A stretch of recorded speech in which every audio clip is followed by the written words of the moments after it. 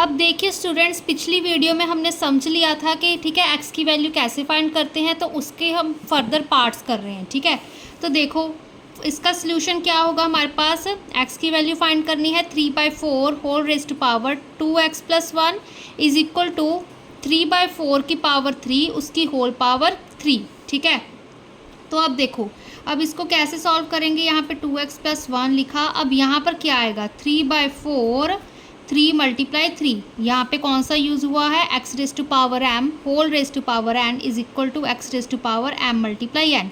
ये law use हुआ है, तो 3 × 3 करेंगे तो क्या आएगा हमारे पास यहाँ पे 3/4 2x + 1 इज इक्वल टू 3/4। अब 3 3 कितना होता है हमारे पास 9। ठीक है ना, अब यहाँ पर बेस सेम है, बेस आर सेम। ठीक है, बेस आर सेम, तो हमारे पास एक्सपोनेंट भी सेम होंगे। एक्सपोनेंट क्या है यहाँ पे 2x + 1। ठीक है, यहाँ पे राइट हैंड साइड पे क्या है 9, लेफ्ट एंड राइट साइड पे दोनों के बेस सेम थे, तो एक्सपोनेंट भी सेम होते हैं हमारे पास। ठीक है, अगर एक्सपोनेंट सेम हो तो हम बेस को इक्वल लिख सकते हैं।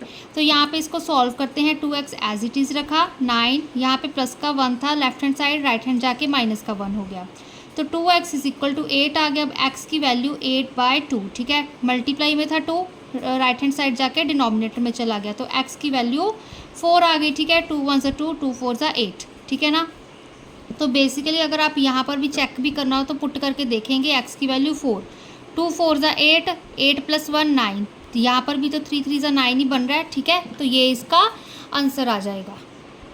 सेकेंड पार्ट देखिए स्टूडेंट्स, अब इसको हम सॉल्व करेंगे पहले। ठीक है, अब यहाँ पर मल्टीप्लाई है, जब मल्टीप्लाई हो x⁻m मल्टीप्लाई x⁻n क्या होता है x⁻m + n होता है। तो यहाँ पे बेस सेम है, तो हम 2/5 लिखा हमने।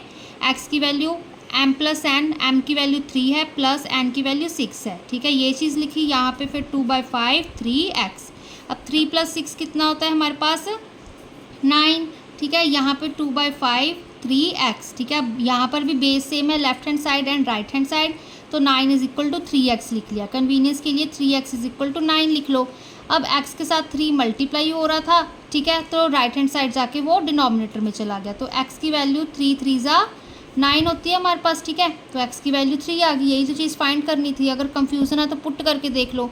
यहाँ पे 3 + 6 9 है, यहाँ पे 3 × 3, x की वैल्यू 3 है ना, तो 3 3 = 9। ठीक है, तो इक्वल आ रहा है हमारे पास। ठीक है, अब नेक्स्ट पार्ट देखो, थर्ड पार्ट क्या कह रहा है हमारे पास यहाँ पे। अब देखो यहाँ पे डिवाइड का साइन है, -1/5 raise to power 20 divide -1/5 raise to power 15 किसके इक्वल है -1/5 रेज़ टू पावर 5x। ठीक है, डिवाइड होता है जब हमारे पास x⁻m divide x⁻n is equal to x⁻m - n, जब m हमारा बड़ा हो n से। ठीक है, तो यहाँ पर 20 बड़ा है 15 से, तो यहाँ पर हम ये वाला फॉर्मूला यूज़ करेंगे। तो मैंने लिखा -1/5 उसकी पावर यहाँ पे m - n करेंगे, तो 20 - 15 इज इक्वल टू यहाँ पे -1/5 5x एज इट इज़। 20 - 15 अब हमारे पास कितने होते हैं 5 हो गया हमारे पास। ठीक है, 20 में से 15 माइनस करें। ठीक है, अब यहाँ पर भी बेस सेम है, -1/5 है, -1/5 है लेफ्ट एंड राइट साइड, तो एक्सपोनेंट इक्वल हो जाएंगे। ठीक है, तो 5 = 5x आ गया। कन्वीनियंस के लिए 5x = 5 लिख लो, तो x इज इक्वल टू 5/5 आ गया। ठीक है, मल्टीप्लाई में था डिवाइड में चला गया, तो x की वैल्यू कितनी आ गई 1 आ गई। तो यहाँ पे पुट करके देख लो चाहे आप। ठीक है, x की वैल्यू 1, 5 1 = 5 होगी। यहाँ पे हमारे पास 20 - 15 करोगे 5 आ रहा है। ठीक है, तो आंसर हमारा ट्रू आ गया। अब देखो स्टूडेंट्स, ये थोड़ा सा आपको ट्रिकी लगेगा। देखो यहाँ पे हमारे पास 1/2 उसकी होल पावर है 3x - 2। ठीक है, अब ये पता है हमारे पास जो x वाली है ना एक्सपोनेंट है, ये वाला एक्सपोनेंट। ठीक है, उस पर हमारे पास बेस क्या है 1/2 बन रहा है। पर जब हम लेफ्ट हैंड साइड पे देख रहे हैं, यहाँ पे 1/2 सिर्फ यहाँ पे 1/2 है, यहाँ पे 1/16 है। ठीक है, तो अब हम इसको 1/2 की फॉर्म में चेंज करेंगे ताकि हम बेसिस को कंपेयर कर सके। ठीक है, तो यही चीज़ करनी पड़ेगी। अब हमें पता है 16 की प्राइम फैक्टराइजेशन कर दो, हमारे पास क्या होगी 16 है। यहाँ पे क्या होता है 2 8 = 16। ठीक है, फिर 2 4 = 8, 2 2 = 4। ठीक है ना, तो 2 1 = 2, ये चीज़ होगी। हमारे पास 4 होते हैं, 2 2 = 4, 2 = 8, 2 = 16। ठीक है, दैट मीन्स 2 को हम 4 टाइम्स मल्टीप्लाई कर रहे हैं तो हमारे पास 16 आ रहा है। तो हम 16 को ऐसे लिख सकते हैं 1/2 रेज़ टू पावर 4, ठीक है ना। मतलब 2 को हम जब 4 टाइम्स, देखो 1/2 मल्टीप्लाई 1/2 मल्टीप्लाई 1/2 मल्टीप्लाई 1/2, ये चीज़ करेंगे तो 1/16 ही आ रहा है हमारे पास, ठीक है ना। तो ऐसे इस चीज़ को देख लिया करो। तो अब इस 1/2 की पावर 4 है, अब 1 की पावर हम 4 कर देंगे, कोई फ़र्क तो नहीं पड़ता ना, 1 को जितनी मर्जी बार मल्टीप्लाई करो। तो 1/2 की हम होल पावर 4 लिख सकते हैं ऐसे, ठीक है ना।